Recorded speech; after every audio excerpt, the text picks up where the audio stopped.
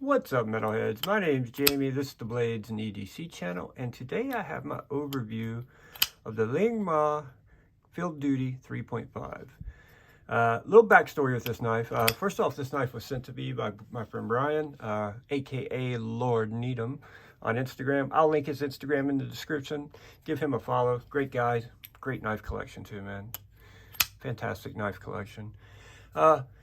But when I opened this box, opened this knife, I did an unboxing of it, or an unpouching of it. I assumed this was his, and he just bought it, on the pre-order. And come to find out, this was actually Lefty EDC's knife. This is the one Lefty had, and had on his channel, and so it had already been tuned. And in my unboxing or unpouching, I said the detent's light, but it's not horrible. Well, apparently it was pretty bad originally. I went and watched Lefty's video on it, and it had a pretty weak detent. And it's still not the strongest detent, but it's okay. I mean, it's not the worst I've felt. As far as coming open in your pocket now, I'm shaking that pretty hard, and that blade is not coming out of there. So it's not unsafe at all. But, you know, this was one of those pre-orders that was apparently a nightmare for everyone, right? It took a year or more for people to get their knives, and they didn't show up with the correct stuff, and then had super weak detents, and just a whole lot going on that left a whole lot of people unhappy. And then the whole, the response to Jared Neves' video of this knife, discussing that whole situation, and also discussing how weak the detent was, and Liong's response to him. It's kind of left a bad taste in people's mouth for Ma Designs, and unsurprisingly, there are a couple of his knives that will be in, at least one of them will be in the next knife set. I don't know if the second one will make it in time, if it'll get here, and I'll be able to do it in time. But there will be one of his, which I'll use as a size comparison to this knife. It's not one of these, though. Fit and finish on this knife, it's actually fantastic. I mean, it's gorgeous. Nothing to complain about. You got orange pilled titanium bolsters and pocket clip with the orange pill finish. Cross-cut Arctic Storm fat carbon. Got a beautiful backspacer in there. Just all in all, it's a gorgeous knife, man. Absolutely gorgeous. At least I think so. Look at this thing. I don't have the specs on this knife. I can't find them online anywhere, so we're going to do it the old-fashioned way. Overall length of this knife is going to be 8 1/8 inches. Blade length's 3.5 inches. I already knew that. It's extremely ergonomic, but it's a thick boy. It's a thick boy. So in the middle here, the scales are contoured, but down here in the middle, the fattest point, like 0.59 inches thickness. Blade stock is going to be 160 thousandths. Yep, 160 thousandths. Handle height is 1.19 inches. Blade height 1.37 inches. It's a big knife. Let's check the weight real quick, because it's got a little weight to it. But honestly, for its size, it's not very heavy. I would expect it to be heavy for how big it is. Weight is going to be 5.3 ounces. So I guess for its size, it feels light, but it's not a light knife. Action, it's all right. It's not bad at this point. It's not great at this point. It's just, it's okay. And this is probably about as good as you're going to be able to get it, since it has already been tuned. You can do all the tricks with it. One thing I do not like is this hole in the blade. It's just enormous, man. There's no need for it. Why? Why do you need to go put your finger all the way through it up to your first knuckle almost? What's the purpose of that? I mean, if you got bigger, fatter fingers, you don't need your finger in the hole. You just need to catch the edge of the hole, right? To deploy the blade, whether it's your middle finger or your thumb. Front flipper is okay. The thumb roll works great. I struggle with this one. I can't do that one. It's a little rough on the finger, and because of the size of the knife and my hand size, I just have a hard time getting up there. The over the top works just fine. Sorry about the dogs barking in the background, guys. Yeah, it's a nice knife. Is it worth the $370? I think these were $375 to $425. This is probably the $425 version. And the weight you had to go through and the BS that went along with all of it.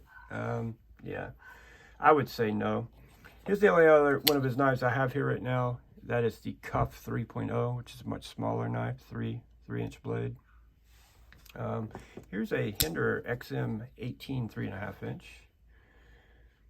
So a little bit shorter than the Hinder, quite a bit longer than the Cuff 3.0. What else we got here? That, oh, dropped something, never mind. Here's a Benchmade bug out.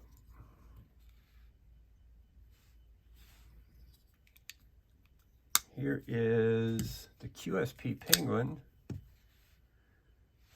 So quite a bit bigger than both those and thicker. Quite a bit thicker also. How about we do the Spyderco Smock? A little bit longer than the Smock. Maybe a 1/2 inch longer than the Smock. Not even a 1/2 inch, probably 1/4 inch longer. Here's the Urban EDC F5.5. Quite a bit larger than that one. We'll do the couple more Spydercos here. Here is the Spyderco Paramilitary 2. It's going to be much closer in size to that than it is to the Param 3. So almost identical in length to a Para 2. Actually, Para 2 maybe an 1/8 inch longer, but much thicker than the Para 2 in the handle. This is one of those knives that's kind of, I don't know, part of me loves this knife. I love how good it feels in hand. It feels great in hand. It's way too big for me, but it just feels great in hand. I love the fit and finish, the Arctic Storm crosscut fat carbon, the orange peel finish on the bolsters. S90V, I should point out on this also. This is S90V, not your conventional or what run-of-the-mill, or I don't know what you call it. Everyone seems to use M390 nowadays, and it's kind of nice to see something other than M390. So that's cool. I think these are OEM by Riyadh, which would explain the fit and finish. Does not explain the weak detent though. It is on cage ceramic ball bearings. One thing I do want to point out though is there is not a steel lock bar insert in there, and that is a titanium liner. So, which I found a bit odd. Generally, yeah, generally you have a steel lock bar insert, but for some reason it didn't go with one on this knife. I don't know if that would cause problems down the road. Could develop some lock stick because of that, but you know, it doesn't have any lock stick right now. The action's glassy smooth on the close. Glassy smooth. But the detent is still light. Even now it's light. Even after Lefty tuned it, and I think Brian's tuned it a little also. You can see it'll bounce out if you give it a hard shake. See that? Caught it that time. Yeah, that's not even a hard shake down. It's bouncing out. You hear it dink dink, bouncing off that stop pin. Actually, I think it has internal stop pins. Yes, it does have internal stop pins. See, and that was just a light shake, but it's not flying out, so I wouldn't be concerned with it opening up in my pocket now, and that's the most important thing, I think. I'm not going to say this knife is good or bad. The way it is right now, it's decent. It's pretty good, actually.